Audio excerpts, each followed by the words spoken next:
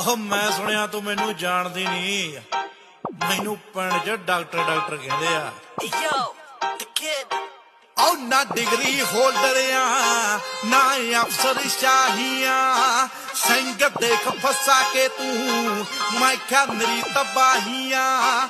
ਮੇਰੀ ਚੀਕ ਪਵਾ ਦਿੰਦਾ ਆਦੀ